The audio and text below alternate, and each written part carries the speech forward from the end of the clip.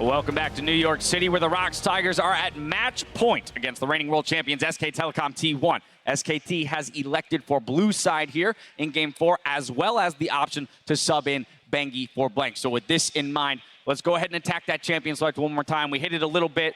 The MF, the Zyrus, the Ashes. Yeah. How are we going to deal with this bot lane? Yeah, so I went back and looked at Game 2 where SKT were blue side. They banned Aurelion Sol as always. They banned the Jace, very expected. And then they banned Jhin.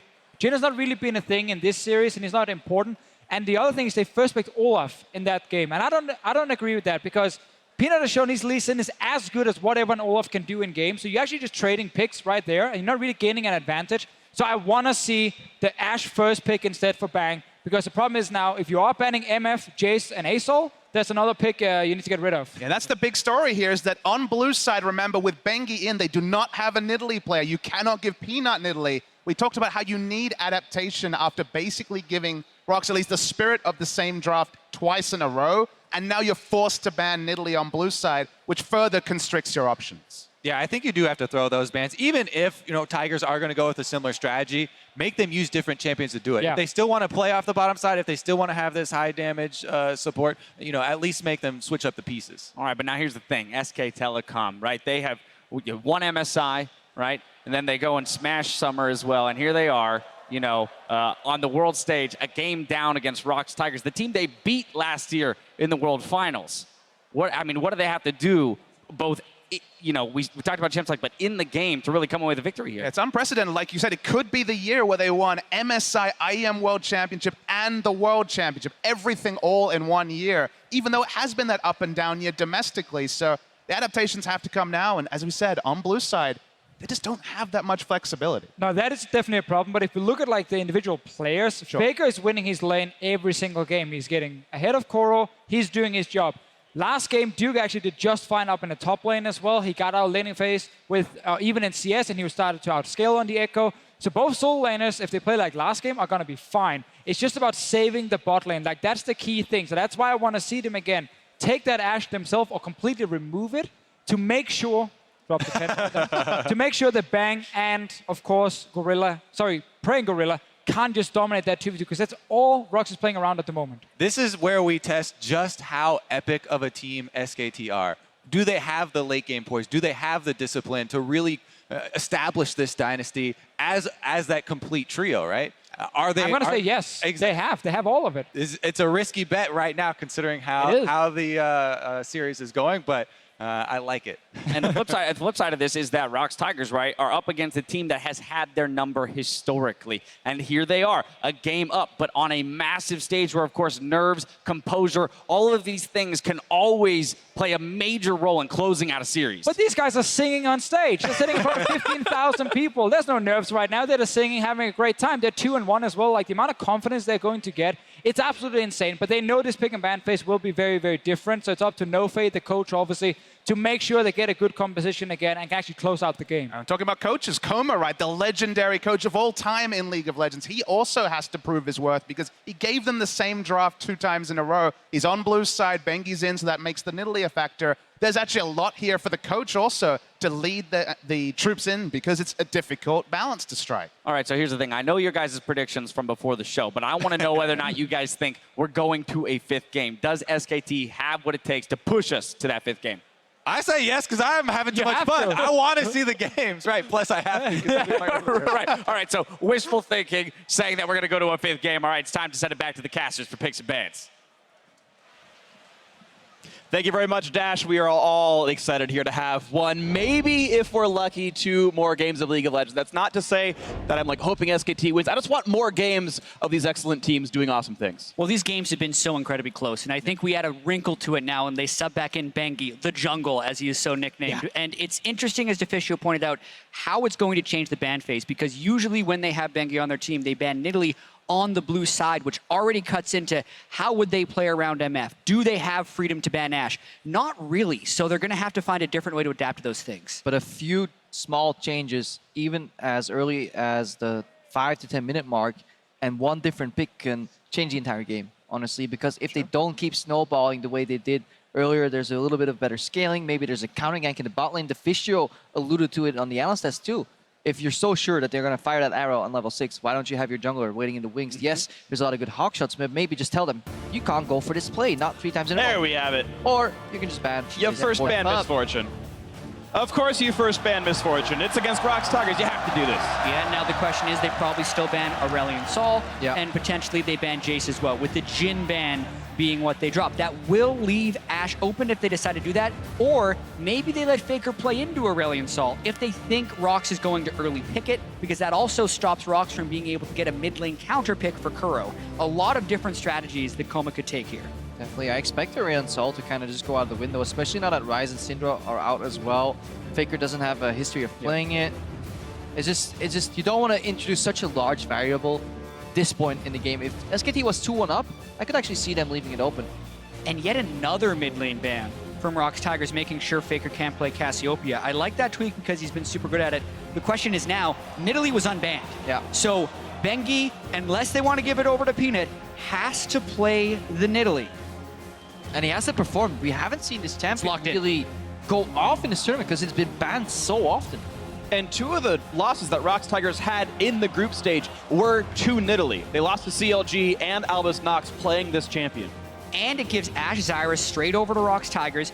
They're probably going to play Caitlyn Karma against it. But it's so interesting, too, because you wonder, you know, how has Bengi been able to train as Nidalee? He didn't play it during the regular season. He's not known as a Nidalee player. You can't practice the champion in solo queue because it's permabanned there as well. So they would have had to be playing a lot of, or some scrims with Bengi on Nidalee to try and train this up to a point where they're confident first picking it in what could be an elimination game at Worlds. Yeah, but it's a good jungler to play into 2 low mobility targets. Still, Nidalee spears are sidesteppable, but having another gap closer gives you the security to go for that play.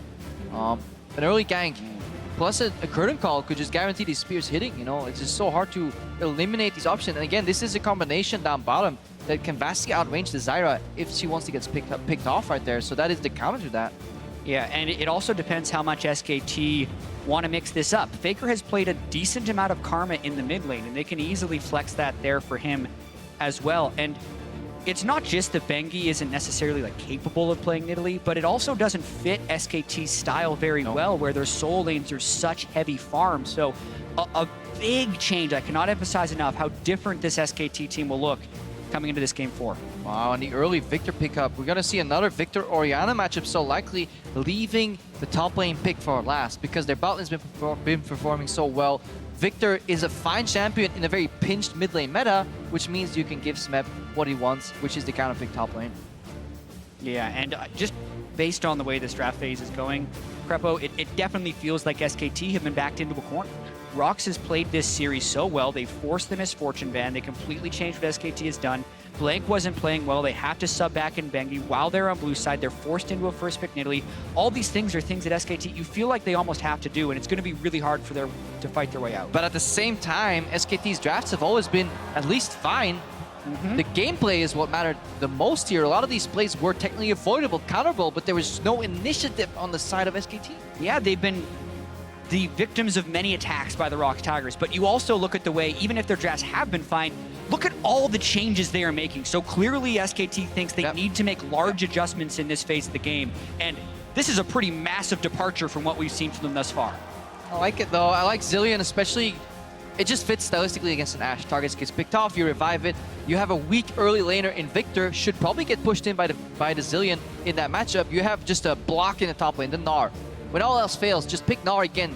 Make sure he gets into the game, speed him up in the team fights. At least you have some crown control effects there because you're playing with a jungler that is purely damage focused and doesn't have CC.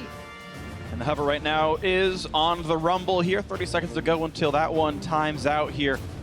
It just feels like time and again, ROX get everything they could want, and as the team that's playing better, this feels good for them to close this out. I almost want to see a Poppy here, just into the Gnar for Smeb, but he feels like he just wants to be more of a damage threat. Too bad, Crepo, he's going Rumble. That once again. Sucks for me.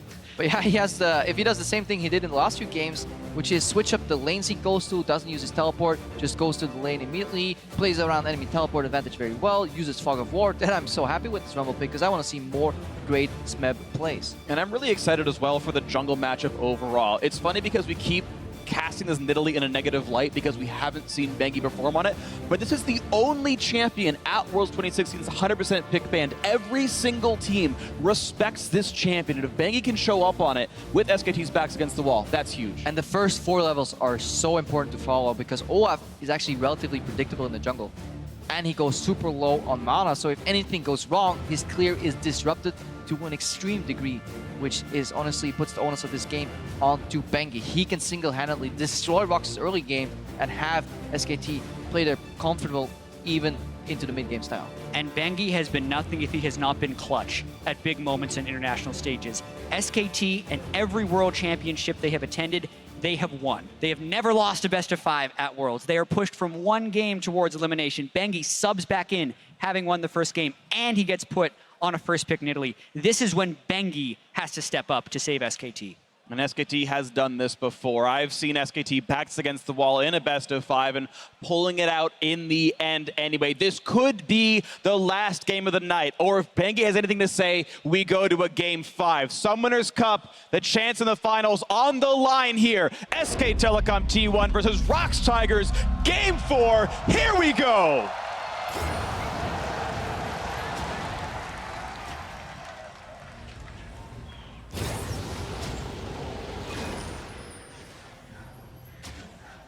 All right, let's track it here. Very condensed ROX lineup, looking for a potential face check punish. SKT very spread here. If somebody tries to challenge River Vision, a single axe could blow FLICKR's flash here. Ah, or it could not. Left. They thought he would be waiting in the brush. FLICKR was waiting in plain sight, but they didn't have the reveal because they wanted to throw the axe from around the corner. Dangerous scout. Get away with it. But they lose. Ooh. I actually don't like that play because you should fan out, especially when you're playing against an Italy. Giving early information in your jungle. We've seen what Korean teams can do with a single ward, a single sliver of information, especially against a relatively predictable jungle like Olaf. Absolutely agree. You had champions like Elise and Lee Sin earlier who can jump over walls and hide around. Olaf has no such tricks. He walks in a straight line and... Oh, and they're unaware of the ward, because look, Smeb's going to go for a fake leash, it seems. Or is he just warding? It looked like he was setting up for the he fake dropped a late leash. trinket. But he saw the ward being put down. So what they're going to do is actually they're going to start the Olaf on the bottom side of the map and leave that ward right there so the Nidalee can't go for the creative red buff steal on level 2. And they placed it late enough that even if Bengi does go for it, theoretically Peanut would have time to run down and just trade the buffs in that fashion. So a lot of mind games going on early. Oh, and FLICKR for the early steal. Starts at the Raptors. That's clever, knowing they have the red buff. Started knowing that he's going to start blue. Gets 1 minion, doesn't lose any in lane. Time Bomb and the 3 autos should give him level 2 at the end of the first wave. It'll also prevent certain jungle patterns from Peanut from hitting level 3 either. He'll have to go to his red buff or his Braum. Correct, because a lot of the 3-path jungle rushes do include the Raptors, and this means if his third camp is the Raptors, he wouldn't be level 3 off of it because of that single minion being stolen. Let's see what else can happen here. Bengi, 2 camps in so far. Gromp into blue buff, got a partial leash from Duke, and Peanut should have been communicated that the Raptors were gone, so he will stay and do a more power farming focused route. All 3 camps on the same side of his jungle. He'll walk over top side later, and he, I believe, never gets spotted by a ward doing this, so there's no guarantee that SKT knows exactly what camp he's on. But they knew he started without a leash, which means they can actually extrapolate that he likely is going to be very low after his first clear. Yeah, and probably started blue buff to be able to secure that. Yeah. Yeah, with all the jungle mind games going on as well, you still have to pay attention to the mechanics of the lane. And the bottom lane right there, Bang had a great step forward off of one of the Zyra E's and was able to get a very positive trade. Look at Peanut though, he passed by mid lane, avoids his own jungle. He doesn't know where Nidalee is. If he gets contested on that Scuttlecraft that he's doing right now, he is gonna go down. So this is a little bold. Even though these guys are separate parts of the map, we have to look at what the information is present to the teams, not to us. Yeah, and this is my thought on Peanut's decision-making process. He knows that they late warded a spot that was warded by SKT. So that means SKT is expecting that Peanut's going to do a generally normal clear, so he's just making an educated guess that Bengi probably wouldn't invade based off a ward. And now, because he didn't get caught, he knows that Bengi would have done a full clear. These are all the things you have to somehow track in your head while you're laning at the highest level. In addition to that, he secures the entrances to his jungle first before he goes to clear them. Which means if he gets contested, at least he can spot the Nidalee coming in early. God forbid she's in the jungle already, at least he got a Scuttlecraft for his troubles. Yeah, Bengi right now was about a full camp ahead. At this point, it's going to be an equal trade overall. Every single jungler took 6 camps in a Scuttlecraft now, so they're a bit equal, but Bangi's the first to make a bit of a move. You can see a slightly deep trinket ward that won't always spot anything, but it is going to be the double bomb and a Kuro, and he's got a flash. That was a crucial flash. He probably would have died if that javelin landed. Look at them. Ooh, Gorilla. A lot of damage on him, but they know there's no auto attack left for Bang. He's going to trade back in with Prey. Exhaust was already burned. Wolf stays in for a nice chunk of damage as well. The flash! Ooh, if an auto attack lands, he was dead. The spear through the minions. Bangi is not going to get it, but it's still dangerous. ROX have very little to do here. Peanut is coming. Bangi is very afraid of Fog of War here. One more try. Oh, he had to flash to get away from that one, and that just means a quick jump over from Bangi. That is a loss of summoners for ROX Tigers. Wow, and with the snowball effect of some of these early jungle matchups, that could have had such a huge impact on the game. It does get both flashes there out of the ROX Tigers in the extended engagement.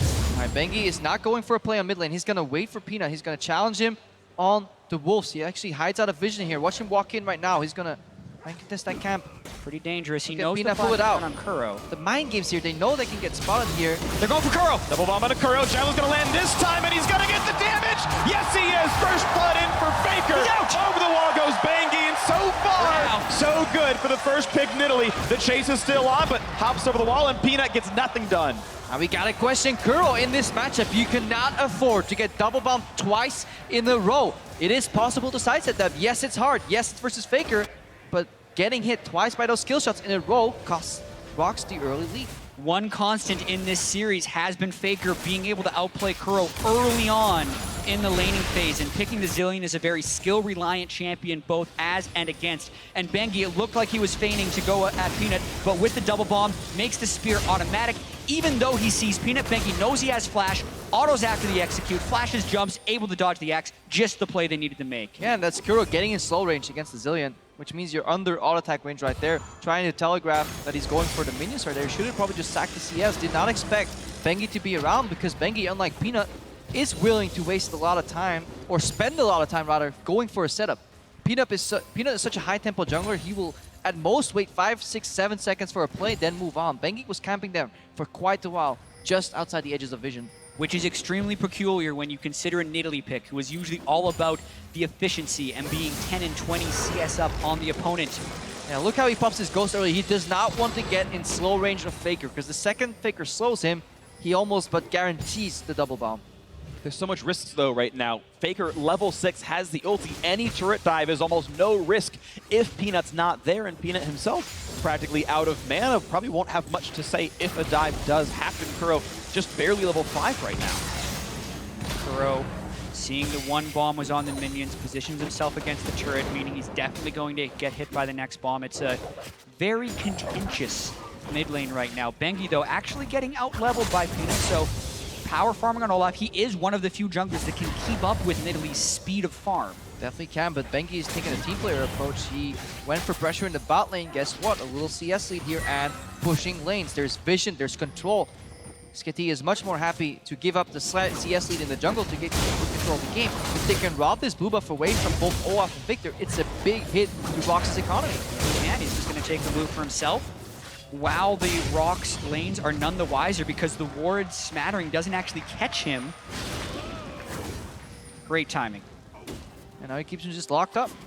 Allow the lanes to thrive right now. Winning mid, winning bot. Even the Gnar is going even in terms of push versus Meb, but if you then look at the CS count, Yeah. that's a whole different matchup. Yeah, let's kind of recap the game overall. We've been focusing very heavily on what FLICKR and Bangi have been doing, and to their credit, it's been really good. You've got a moderate lead in the bot lane, Bang up 9 right now over Prey, but this top lane matchup is plus 22. Smeb is single-handedly keeping the gold remotely close. Arrow lands on the Bang, but is there any meaningful follow-up? Not really. A root on a Wolf, and it's a fair bit of damage, but now it's FLICKR joining in, finding the double bomb and a Prey. The curtain call is there, and Peanut's going to block it, so that's going to be all right for them. It is a TP out of FLICKR, the ghost out of Peanut showing up. Very surprised that they actually decided to commit to that teleport, not cancel FLICKR out there. Just his breathing room for Kuro in the mid lane. Just want to touch back to that Smeb point. Because these junglers have constantly been revealing each other, obviously top was a free playground for Smeb to continuously push in on that Rumble. Yeah, and when Rumble doesn't have to fear jungle ganks, he will shove in almost all of their top laners. But to talk about the bottom lane again, I'm a little surprised that once again, SKT gets hit by the Ash Arrow exactly on level 6. Like, how many times does that play have to happen? But because they have the double TP, they have the luxury of burning it, so to speak, out of FLICKR. He loses pressure on the mid lane, but he does harass the bottom lane and prevent a kill. But this is also part of that teleport. These plays that cannot be evaluated in the vacuum. You got to look at the kind of minute span that happens right after. They lose the red buff, and right now, there's pressure.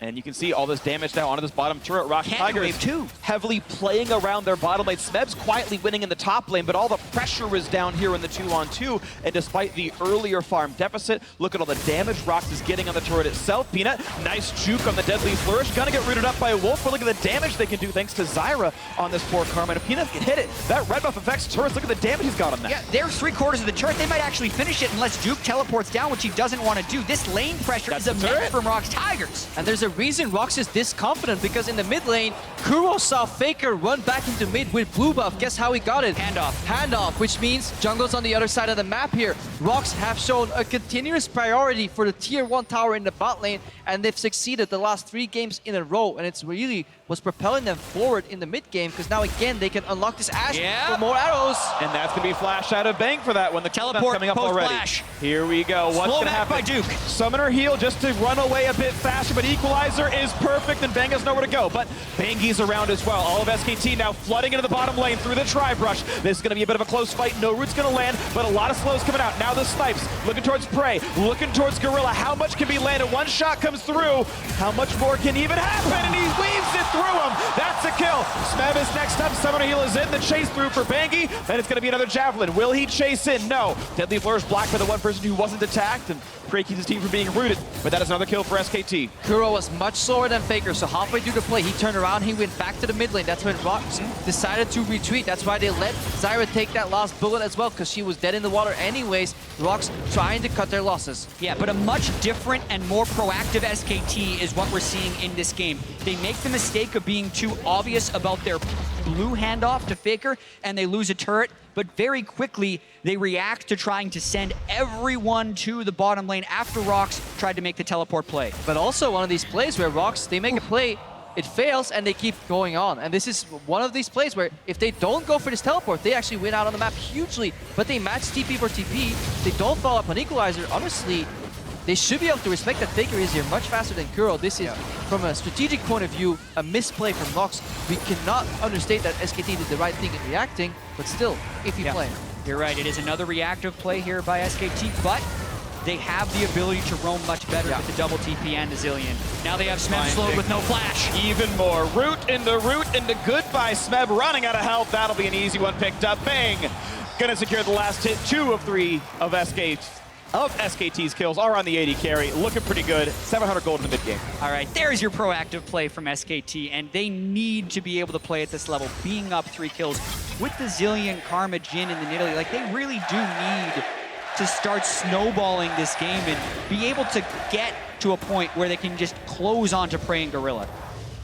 We might see even more of that. Talking about some of the gold leads here, the gap has closed in the top lane. You're seeing 86 to 90 up there, so props to Duke for making all that happen. And kind of everywhere on the map, it's a very tight game. Turrets one apiece. ROX Tigers still down despite getting first turret hold. The crowd here rallying behind both these teams, honestly. Dueling support between the fans right here, and this series has really delivered on almost every level, and it's not even over yet, especially if SKT could turn this into a 5th game. We know the ROX Tigers need to conquer SKT. They thought they'd have a chance to do it in the summer split. Then SKT went ahead and lost to KT Rolster, so even though ROX won Korea, they didn't actually go through SKT, and now they do have an opportunity to take them down 3-1 if they're able to win this game. And because it's so even, ROX can't do their favorite gameplay pattern here. They can't just swap in Prey into the mid lane. He is pushing out though. Usually when Prey does this, he pushes out bot lane until he no longer feels safe, goes into Fog of War behind mid and looks for an arrow. But he is obviously playing against a Zillion with both a built-in speed boost as well as a revive if things go a little sour. Yeah, exactly. We talked about the Tahm Kench being a potential pick against the Ashe. The Zillion is also a good pick against the Ashe, unless Zillion is the one who gets hit by the arrow. Whoop, and Karma can help with the speed, too. They saw him coming, and they were still so close to getting hit by this arrow because Prey, he just shoots them off so perfectly. He passed 2 wards, and he still got within an inch of hitting right there.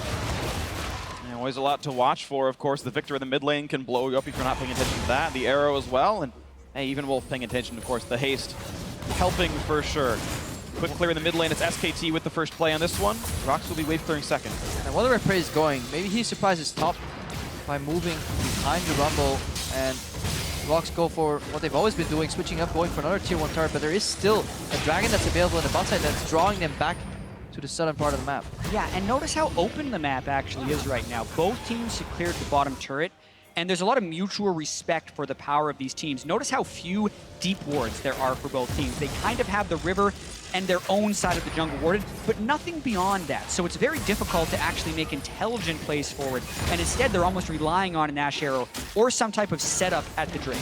Yeah, it's always difficult when teams control their own side of the map so well. You have to rely on some level of guesswork, and we know ROX are happy to play around guessing. We know they're happy to take these chancy plays. Hopefully they don't get double slapped for this. And you can see that they're trying to decide it together right now. They pinged the bot wave, they sent Victor there half a screen away, and then Kuro turned around and was like, nah, actually, I don't really want to go bot lane right now. Let's just share a wave and farm. So things are no longer just mapped out minutes ahead. Both these teams are stuck in a state of flux, continuously reacting to what they see, but there's so much more that they don't see because there is no deep vision. You're seeing them just trade back and forth, mostly playing around clearing the waves, putting them up to the turret and saying, can we get to the side? Can we get to the mouth of the river? Maybe a little bit here, and it goes away. You see FLICKR killing wards over this pink ward that's been placed down. That little bit of the river is theirs, and well, they've got this part of the river as well, clearing out this ward that Gorilla just put down. And this time, SKT's AD carry actually has pick potential himself. It's not an Ash Arrow, but a Curtain Call played well, combined with Deadly Flourish, essentially can do the same thing. Yeah, not to mention he has the Ghost Blade Power Spike right now before Prey can complete the Essence Reaver. They do have a pretty powerful moment right now, but Peanut starts the Drake while Bengi is in base. Bengi had finished SKT the should open up recall. with Curtain Call here, try and push them off. But there's no one there to really help them fight. Then Nidalee not there to do battle. The rest could TP in. I think SKT understand they couldn't have really fought for that. And look where FLICKR was. He was like meandering around the red buff. Another arrow goes. Oh! He juked back into it. Bang actually turned back down. The chain CC is there, but Bang is able to flash away, but that is Summoners down. Now the reopen up onto Gorilla, but Peanut's going to tank the shots, and he's like, yeah, go ahead, shoot at me, I don't care, and the last one gets juked out. I'm telling you, man, this guy, he knows exactly how you're going to juke, and even that you know that he knows, you still get hit. He got sped up by Karma too, and he couldn't figure out exactly where to go. Also, that play was set up though because of the one deep pink ward that ROX has had in SKT's jungle for a while now. FLICKR was meandering. Oh, they actually catch Prey. The Deadly Flourish is there. Ash arrows are nice, but the root's good as well. He's got Bangy to help stick him down. Now, how good is the chase going to be? Undertow's going to miss, and the equalizer, not how I would have aimed it myself. It should have been a little bit. 90 degrees counterclockwise. Might have been the counter engage they needed. Ah, that wasn't a great equalizer, but it's Smeb. There's one top lane in Rumble that I will forgive. A little bit of an oopsie. It is Smeb, but yeah, ROX right now, they're being matched by SKT. Not only are they being matched, SKT is 1,000 gold ahead. Ooh, now Peanut's in a bit of danger. No flash, or no ghost, I should say, for him. It was already down. He's able to run away. Red Smite's just to lower the damage output that Duke would have had on him. A little shake up here too.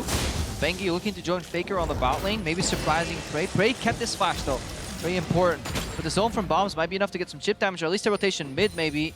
SKT changing up the laning patterns here themselves. Yeah, FLICKR's also been roaming a lot this game, so Kuro's ahead of him in CS despite having the early death in the mid lane, which will be a boon for ROX in the late game if Kuro's able to hit those big item power spikes. And for now, it's still a very even game, but with that roam, SKT didn't get chip damage. They did get some very powerful wards within the jungle of ROX. Yeah, but they're waiting for picks again here. It's honestly that first TP that FLICKR did that just didn't quite hit the mark. Gave Kuro enough breathing room. Aggressively contesting blue buffs though. Very aware of the timers. FLICKR eventually gets it. Yeah, really stealing a lot away, and to keep in mind, this is still a 1,500 gold lead for SK Telecom T1. Their persistent team fight damage later in the game isn't incredibly high, whereas ROX Tigers have a whole bunch of damage threats. Zillion tapers off damage-wise pretty quickly, but so far it is still SKT controlling, and every team that has held an early game lead has been able to close it out so far this series. We know these top-level teams are so good at playing with the lead and never letting someone back in. But SKT have put ROX in, honestly, a good chokehold here, because nobody can really deal with FLICKR in the side lane. FLICKR is much more mobile if he wants to leave. In addition to that, he also has teleport. So if they can actually keep Kuro locked down in the bot lane, receiving the push from FLICKR, and this doesn't happen, then SKT is good. SKT want to keep these lane matchup, but they have to keep dodging the arrows, and that's the hardest part. If they do that, though, FLICKR can continuously pressure out the bot lane. And it gives them more and more time to try and set up plays. Because if Victor's not in the team fight is very weak for the ROX Tigers, and there's a lot of targets that can be picked off at this stage in the game. Most namely, you talk about the Zyra and the Ashe. Also, as the Victor has to trail into team fight late, he's going to run into potential pick attempts here by a sped up FLICKR.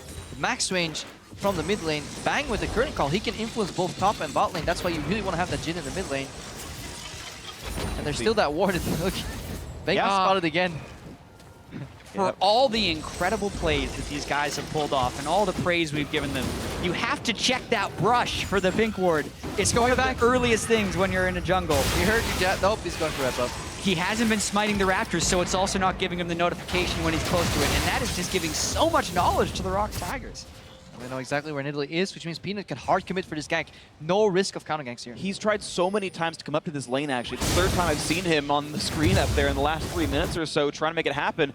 Bengi just takes away half his camps, and Duke kills a ward away and says, yeah, nice try, buddy. Looking at one more chance in this one. Axe going to land, and Duke seems impervious to this pressure. It's honestly also because it's both in choice scope for the lane, but also because there is no other option. It's so hard to gank mid lane with so much vision around here. You're not really going to gank a FLICKR on a long lane on the Zilean, so your only option is to either farm, which he does, and then linger around top lane, maybe at least preventing a gank from Bengi. Yeah, and we may be in that situation from ROX Tigers where unless they land a beautiful Ashe arrow to engage, we just don't see them making any proactive plays because they don't have the team composition to do it, especially against all of the mobility that SKT has early on in this game. Looks like we're maybe headed towards catastrophic team fight of the game as it's slowed down a little bit here. Only one turret per team 20 minutes in. ROX Tigers have been held kill-less so far 20 minutes in. That's nearly a record in itself. They normally get so much more done here at this point. The next Mountain Drake spawns in a mid though, and with that being a very valued dragon for both these teams, that may be a catalyst that this game so desperately requires. I agree with you there, and even though SKT did have some good warding in the blue buff area of the ROX Tigers, that's been cleared out. And there's still that pesky little pink ward that Peanut placed many minutes ago. It's actually a great TP ward. If you make them retreat from dragon into their own jungle somehow, that can be very surprising. Yeah, and I wonder where SKT is going to divert their pressure. ROX have been the kings of the dragon so far in this series by getting it again and again. And about the 5th gank the Peanut sent up the top lane. Maybe he reaches Duke this time. FLICKR's on the way. This looks quite a bit better. The slows are still there, but suddenly the fact that FLICKR could revive means nothing to be had. Oh, what a great zone used by Smeb. Getting away from it all, and the bombs aren't going to land either. But the turret's so low, and Bengi wants to dive. He's got one, and SKT are breaking this one apart now. FLICKR knocked around in front of the turret, does not get up to burn the ult. He's getting low and just never casts it. He doesn't respect the Zyra damage, misses his self-ultimate. And now it could be dangerous. Wolf's gonna die in a couple more shots. Oh, it's gonna be enough. Now that Bengi shuts him out anyway. And that is 2 for 1, favor of SKT. ROX finally get a kill 21 minutes in, later than they would have liked. And what a crazy engagement. The Zonia is perfectly timed by Smeb, but Bengi coming in to save the fight. His Nidalee has been pretty good considering he's never played it competitively. So some big moments coming in from SKT here. And they get a little bit smaller of a lead in this game. Honestly, super cool game mechanics there too. After the Zonias, so what you have to know is that after Zonias, if you place 2 bombs, it will instant trigger on Smeb. So the fact that Peanut actually picks up the bomb after the Zonias in a little bit is quite peculiar because it allows Smeb to then flash out. That's what happens here. Smeb reads the flash beautifully. Then the first bomb comes out, it goes to the Peanut, and that means no double stun on the Smeb. It's like the little things, but then the same bomb ends up killing him anyways. And that's the cute finish right there. But then FLICKR right here, a bunch of minions. He bombs the minions, doesn't ult himself, didn't want to be reviving the turret, but you definitely don't want to die, so a big misplay by him right there. And they're fighting over that Mountain Drake right now. And it's SKT who seem to be the ones with control. Ward of the pit, everything they could possibly need, it feels like. And SKT will answer Mountain Drake for Mountain Drake. 2,500 gold separating both the squads, and that's secure by Bengi. It's so important that you get a lead with Zilean too. He's one of those champions that plays so well once you're slightly ahead because you can snowball and accelerate, but come too far behind, Zilean kind of becomes useless. And we see SKT playing to the strengths, push up mid lane, just roam to a different lane, surprise people with that speed up in River. If they don't have perfect vision control, it's quite unpredictable where exactly the Zilean pick is. Always gonna be scary. Asher not gonna land this time either. SKT doing a generally better job of juking. ROX only found 1 kill so far in this game. And that's mid lane turret going down. SKT all 3 outers now. Also saw the difference in the Karma versus the Zyra. Zyra gets hit by every arrow. Karma can master shield the entire team. Everybody gets a speed boost. Everybody gets to dodge the arrow. Not to mention the 5 ranged champions that SKT have in this game. They're really keeping their distance from the ROX Tigers, and that's going to make it really difficult for Peanut to be able to make it into these fights unless Prey can land that perfect dash arrow, which as SKT is getting a little bit more familiar with it and also have the higher mobility team with the speed boost from the Zillion and the Karma, are dodging them at a much higher rate. They still haven't brought in Cleanse or QSSs or Mikhails, but they are juking the arrows. And in my mind, though, as you're talking about all of this, if I'm SKT, I'm still afraid of a 5-on-5. I just feel like there's so much damage on ROX Tigers that a proper team fight could be so scary, but SKT are manipulating around that so well. Exactly, and that's part of having the 5 range champions as well as all of the mobility control with the hastes they can get from the Zillion and the Karma. Because I agree, they don't want to just dive into the ROX Tigers, but they do want to poke them and have long, extended fights. And honestly, the way to do that is 1-3-1 and then go for like little collapses on the side. Here again, Prey hits a trap, immediate reaction. Arrows him. That's obviously very easy to do. There's Bengi. Bengi back in onto Prey. A lot of health going down on him. Has to flash away from that one. Gets away from the deadly flourish. But that is a flash down of the low mobility ROX Tigers AD carry. No mobility right now. No flash, no heal. Just his legs. He's got to do it the old-fashioned way. Boots of Swiftness, got the speed. Great. Both ADs go that way. Hurricane move speed 5%, I think. But yeah, comparatively, when there's a Zillion buffed, like Gnar hopping over you, flashing over minions, like, yeah, Prey's probably dead next team fight. Yeah, better not skip leg day if you're Prey right now. Or stall out. Look for the next arrow. Honestly, that's it for ROX. That's the cadence of their aggression. It is every single arrow. I agree with you there. He had to use it defensively, essentially, against the Jhin right there, because we're not too far removed from the Jhin and Ashe meta where you would just pick both of these AD carries because they have the utility and they can just kind of team fight each other from 3,000 range. The 1-3-1 is being set up by SKT, as you mentioned there, Krepo. Gnar pushing pretty heavily on the bottom side. Mercury treads enough defense right now to deal with Smeb because he has so much damage threat with the Frozen Mallet and the Black Cleaver. And then FLICKR with Teleport very safely continuing the shove on the top side. Yeah, Smeb opting into a little bit defensive build as well here, so he doesn't have the raw damage to just kind of all in Dukes. Duke should be fine right now in that matchup. SKT keeping the map big is really good for them because they can really leverage the 2 teleports that they bring to the table. Nobody from ROX wants to play in the top lane right now. Basically looking for the shorter straw. If it is the Ashe or the Victor pick that has to go there, the second they send somebody top, that's when SKT can start positioning around the map, you know, sliding a few wards into the enemy jungle, and then leveraging the fact that they have a double teleport. But there's also the ever-present danger when SKT is in a 1-3-1 with no QSSs, no cleanses, and no Mikhails, because if ROX lands the arrow in the mid lane on the 3, they can wipe them and take a bunch of interior turrets. Quick root into Peanut, landing some of the skill shots as well, but the count isn't going to land. And left he goes. One last shot lands. He's a bit low. That third shot would have landed, Peanut would be dead. One more would have gotten him. He would have had to juke something else. But Gorilla wants to flank here, but he gets spotted by Bengi. Good spot arrow by Bengi again anyway. A quick root on Gorilla. That's goodbye. Look for the harass, got hit in return, and now the double bomb forcing the flash of Kuro, the stun and a FLICKR, not gonna matter, because he already had the ulti opposite side. And Bengi again, now the double kill, the flash heal for Bang to turn it around, but look at the trade damage, Prey running for dear life, and he will in fact get away with it. 2 for 1 still, advantage SKT. SKT believes so much in their god and savior Bengi that their AD carry is willing to flash in just to heal him. Straight into an equalizer. Yep. They had gotten so many positive things because Bengi was going off right there, but sometimes you need to know when to let your Nidalee die, and Bang uses both of his defensive summoner spells to go in, falls back. FLICKR had already ulted himself into the turret, and when they did that, they lose their pressure on the mid lane, so they don't actually get to convert on the nice play they made to kill Gorilla. First of all, great presence of mind for SKT to scout out that brush, because if Wolf was allowed to flash ER in, would have been a win.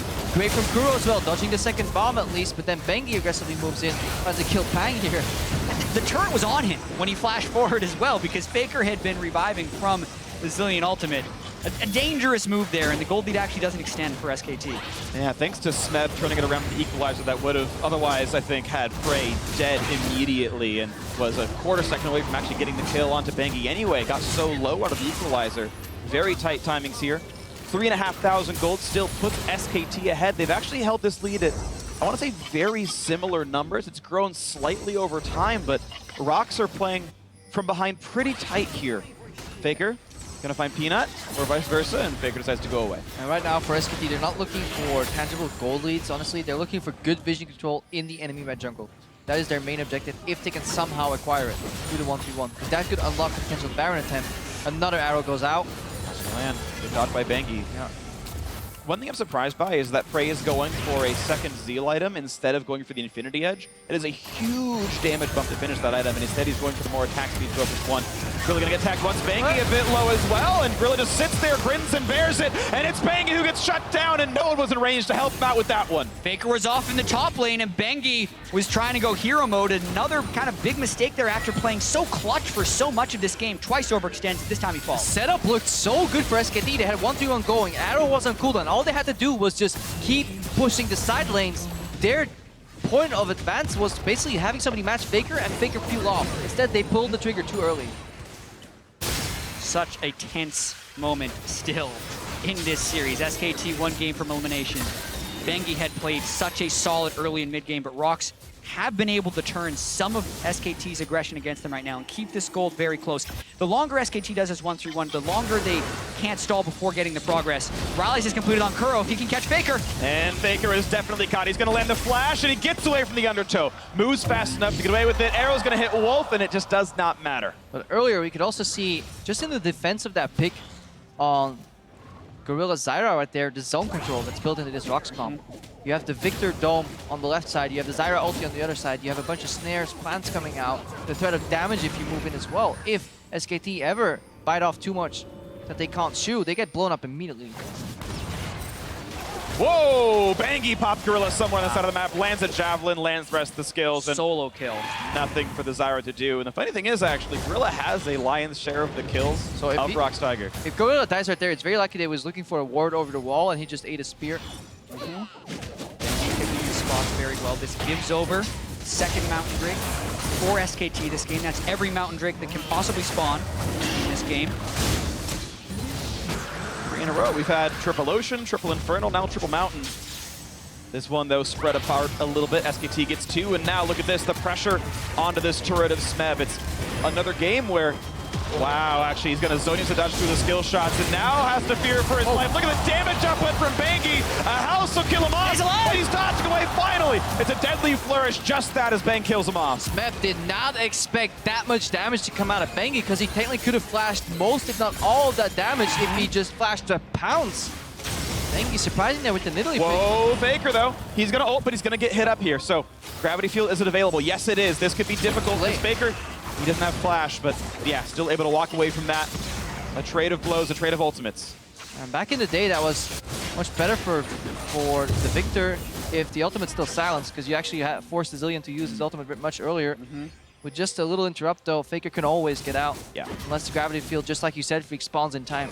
Yeah, and notice the picks that SKT's been able to get in the side lane as well as in the mid lane with Bengi landing spears. The 1-3-1 finally kind of was able to crack open ROX Tigers. They caught them in a warding pattern, then they got a very good dive off, and now they're going to try, since they were able to take control of the bottom side, they're trying to transition that vision control now to the top side where they can maybe get Baron control with their double Mountain Drake and kill the Baron very quickly. Yeah, this is where it gets tricky because they have to overstand deep into the enemy territory. They have to build on those pink wards they have on the right side, have Duke leverage the pressure. The second he reveals 2 members bot, they go for Baron.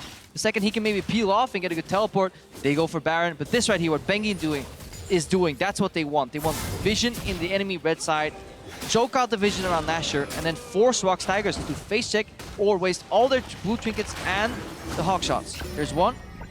One blue trinket is down. There's one more remaining. ROX get some of their vision back. They're going to kill off this pink ward that SKT placed a little while ago, though Gorilla will have to fear for his life because Bengi's scary on this Nidalee. 4-1-3. So far the best performing member of SK Telecom. Second blue trinket down. There's one ward in the pit, and at this point, it's getting dark. The thing is, Hawkshot they also 30. have Ashe. So Hawkshot in 30, the trinket on Prey will also be up a little bit before then. Not to mention the Ashe Arrow could potentially scout, so I don't think they're in danger yet. SKT would most likely try and get some poke damage on someone before they really start this one. And this is the vision from the ROX Tigers. They don't see anything in the Baron area. Luckily for them, they see a couple of members visible. FLICKR just shows up. That's the power of 1-3-1. It's such a hard time spotting go. where Doesn't Land FLICKR the is. slope. He's going to flash for the Q into the ulti, and he gets away from the stuns. Yes, he does. So FLICKR should not have an exit here. That's okay. The revive. Now it's time for the gravity field. Now how much can be done? Because keep in mind, SKT are pushing elsewhere. So FLICKR loses his life, but there's still more happening. Mid lane is under fire. Prey just runs to the side and says, "You can't see me anymore." Still gets the shot. Mid tier 2 though did die for the kill on FLICKR. But they traded for not only the kill, they also get some vision control here. That's more important. They had complete fog of art. If FLICKR and the people in the mid lane disappeared, ROX would have to face check. So I think they're happy sacrificing a single turret for a kill and honestly balancing out the vision again. Yeah, it buys them time, but it also goes to show how difficult of a situation they are in. Kuro burned both of the summoner spells there against FLICKR, who burned none. And while they do trade some time and a mid lane turret, they don't really gain anything outside of temporary control and just a hope that when SKT set up the next play, that ROX can get more picks. And they have to do that with the arrow. Again, that's what Prey is looking for. The next one has to hit. We've said it before, but it's getting close to the point where ROX, if they don't hit one of the next 1 or 2 arrows, they will just simply lose the Baron. Yeah, and that Baron would be super critical, especially with Duke's split pushing power right now. The overall pace of this game is much more in favor of SKT as another arrow flies wide, because ROX was the highest combined kills per minute team in this game, so the fastest pace from a kills perspective of the entire tournament, whereas SKT does play much slower. And even in this series, the accelerated kill games have gone to ROX when there's very rapid decisions. Yeah. But when it's responsive and slow like this, SKT have had the upper hand. So ROX doesn't have the tools here to accelerate the game unless the Ash arrows are connecting. Yeah, this game, in fact, like, just talk about some statistics. This was their slowest first kill of the tournament by 50%. It was 13 minutes. This was 21.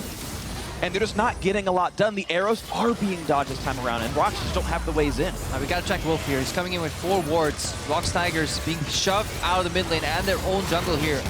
SKT aggressively moving up for vision. Ooh, the Or 2 just shots pull. landed. Ooh. Bengi not quite in range.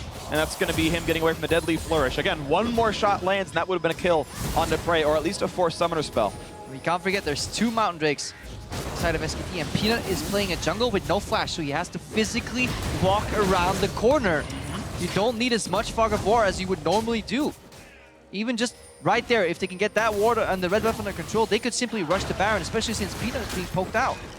Yeah, and they still have the double TP if they wanted to try and set up a split push, but because they got Prey so low, they needed to kind of threaten the Baron right now, and they could actually be doing it with Bengi having harass. ROX doesn't know this, so they got have the to at slows. least look a little bit forward. Peanut's getting a bit low, 2,000 health, and the stuns could be there, but not going to dive in just yet. Kuro was around to participate. Bang got dropped to half, and SKT will partially reset. Yeah, they're resetting because we see pings on the bottom wave from SKT. Blue pings went out on that massive minion wave in the bot lane, indicating that they want to fix that first. The first step to any objective contestant is just getting the push on your side lanes. Creating the option to say, hey, if you ignore this, we'll just kill a turret instead. Yeah. We'll just knock down your base and forget the Baron baits. The minions are here for you. And look at that Duke preempts it in time. There's no pressure to be had from ROX Tigers. They're not getting a lot done with this. It'll be pushed back in. Bengi getting cut out, though. Gonna flash. Actually, a flash as well from FLICKR to pop his own ulti. And now can they get away from the ults? It's Prey trying to tank it up, but he's gonna get into a bad way. Hey, thankfully for Kuro, he does slink out with enough health. FLICKR, Bang, both burning summoner spells in that one. And a little bit sloppy there with double flashes having to be burned by SKT and not getting the kill onto the ROX Tigers. SKT are in a position where they can force a 5th game, but if they falter once, they would be out of Worlds right here. So they have to be so cautious with the way they make these plays. ROX is going to try and force them into a decision here. Split They're push up starting it. top from Duke. They are starting it. They know FLICKR has no flash. They know Bang's ultimate is down.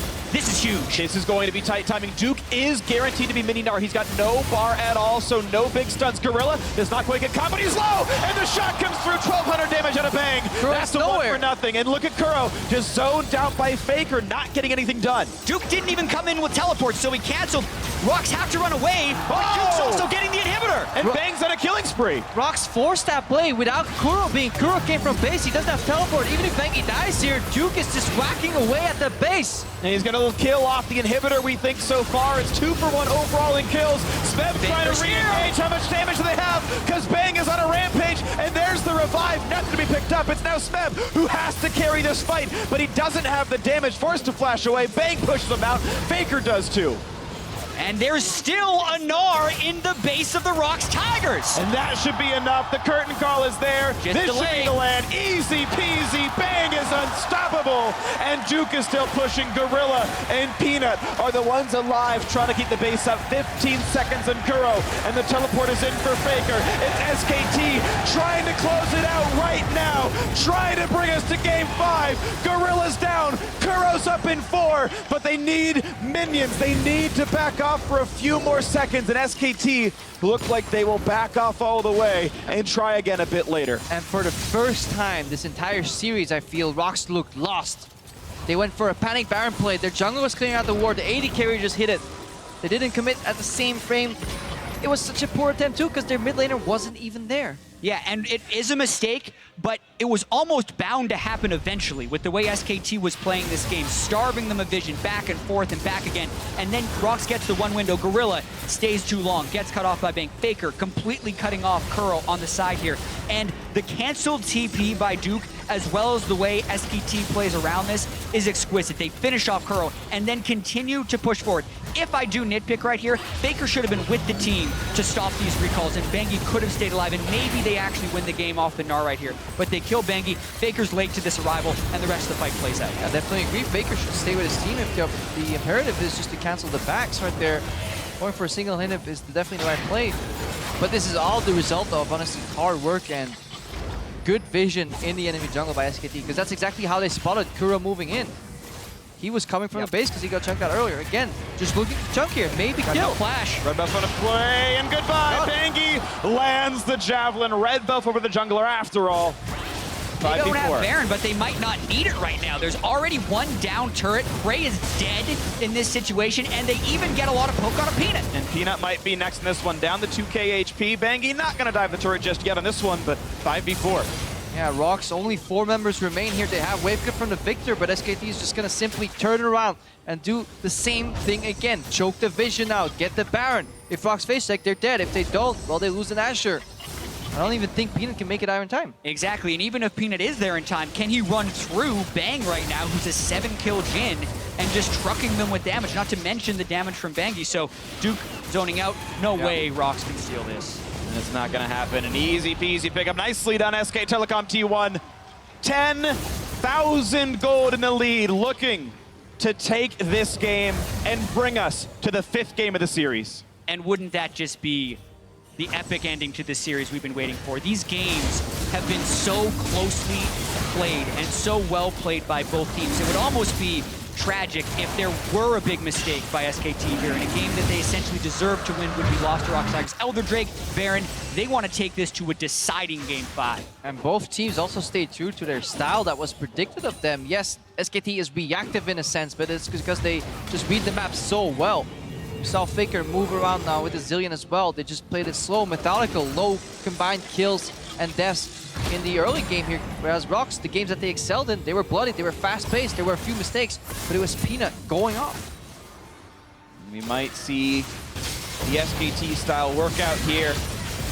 2 apiece looks to be the scoreline we're looking at. 10 kills up, 13,000 gold, and there's nothing else to take but the ROX Tigers base. 2 minutes, 20 seconds on the Baron buff. Minute and a half remains on Elder Dragon. You really can't help but praise Koma and Bengi for what they pulled off here. They sub Bengi back into the series. They don't ban Nidalee. There's a teleport. They have a strong, successful play. Gonna fake it, but he's all right. It's the kills Crucible burned by Wolf. Here comes the re-engage. Peanut is low. Smells Wade behind, they takes him. don't know he's there. Way too much damage. Looking for FLICKR, getting shot up and blown up. Now it's Member the backside, but he can't find much to do. It's still ROX Tigers waiting to find what their opening could be. It's a 2-for-0. Make that 3-for-0 as the bombs blow up even more. And this could be the game-winning play right now. Kuro's got nothing left to do. Sure, he can pop the Guardian Angel, but what does it even matter? It's a 4-for-0. It's the ace. It's the game. And it's SK Telecom T1 bringing us to game 5. What a series we have here. I can't wait for the 5th game. SKT fight their way back in elimination game. Bengi subs back in. He saves SKT. Now we're going to game 5. Bring on the Silver Scrapes. Summoner's Rift himself, SKT Bengi, is undefeated in this series.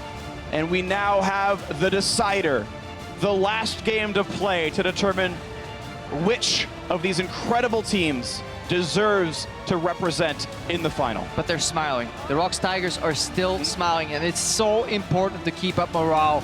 They said it in their interviews as well. They never viewed SKT as an unbeatable opponent. They are not their kryptonite. They're simply another guy in the way of them reaching the Summoners Cup, and that's exactly what they want to do in Game 5.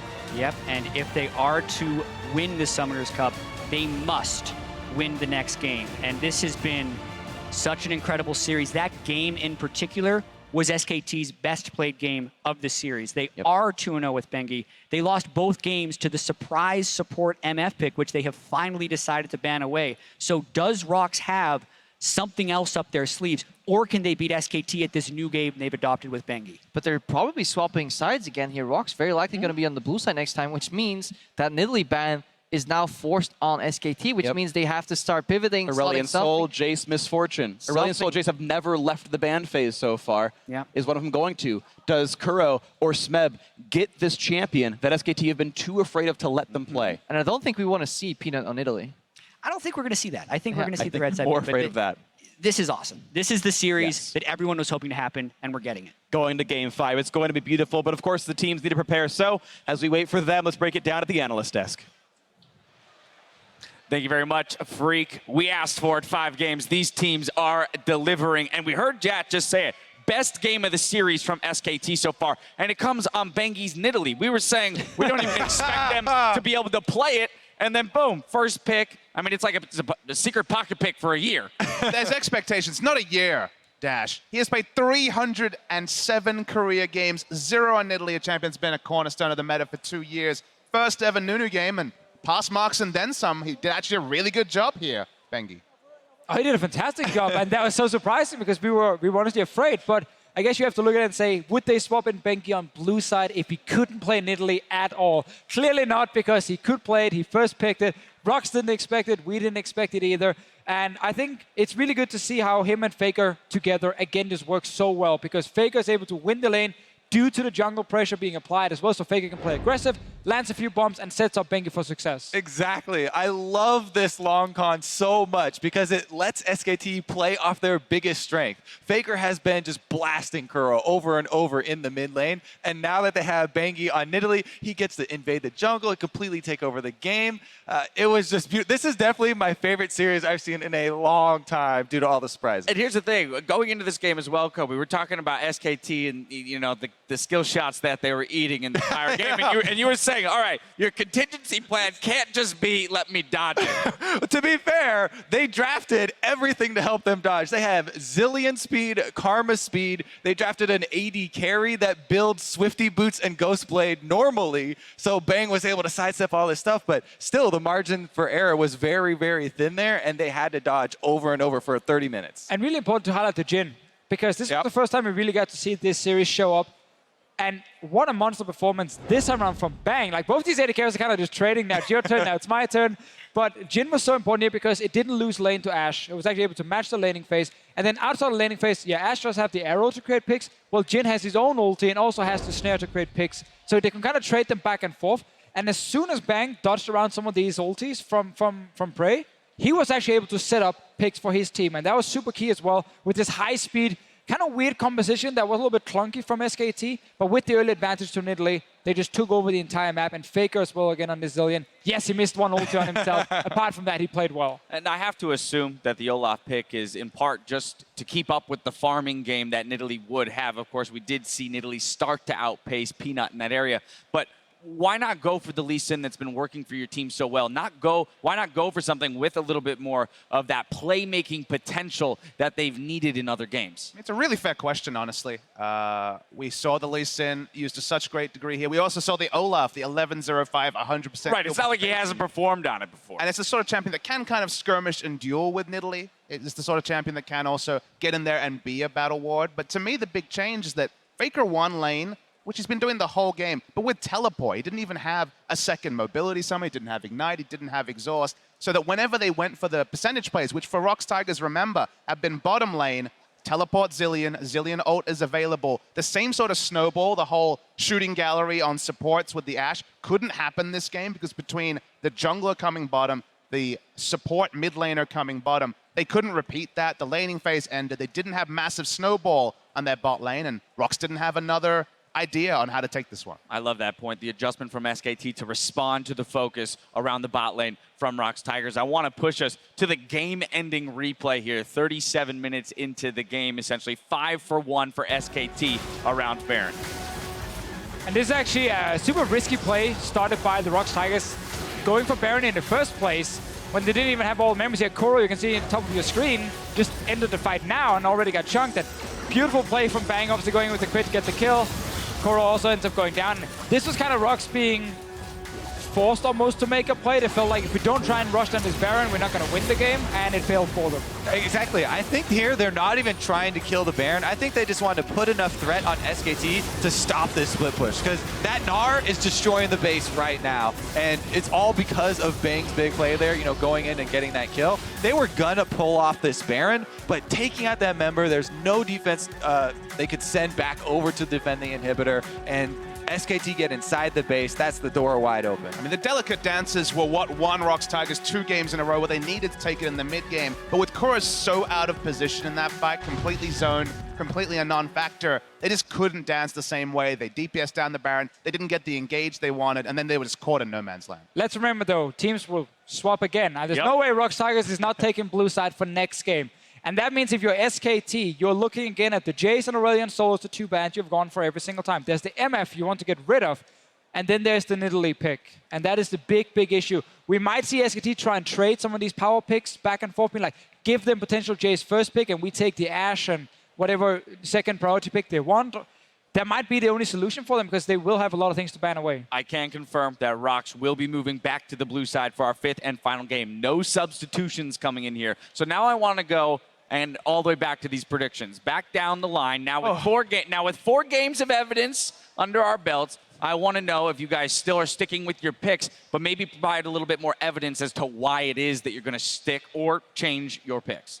Yeah, I'm going to change my pick a little bit in that I'm not going to predict 3-1 anymore.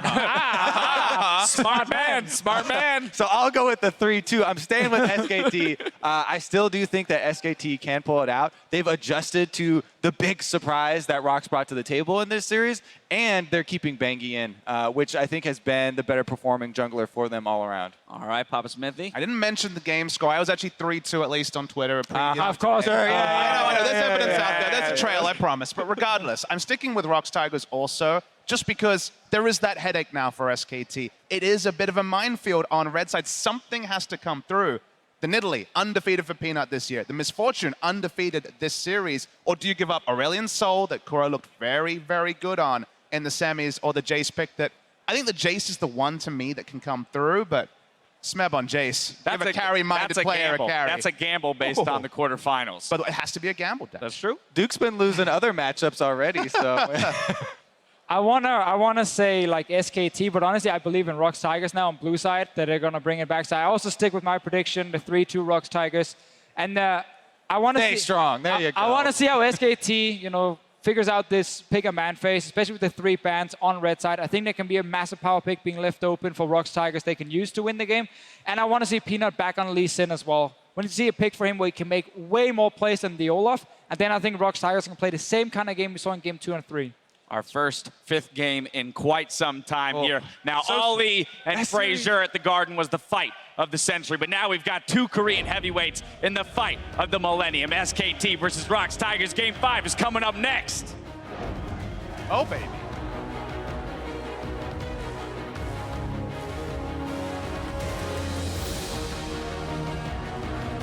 Here. They're going for Kuro. Double bomb on a Kuro. Javel's going to land this time, and he's going to get the damage. Yes, he is. First blood in for FLICKR. With his sword so low, and Bangi wants to dive.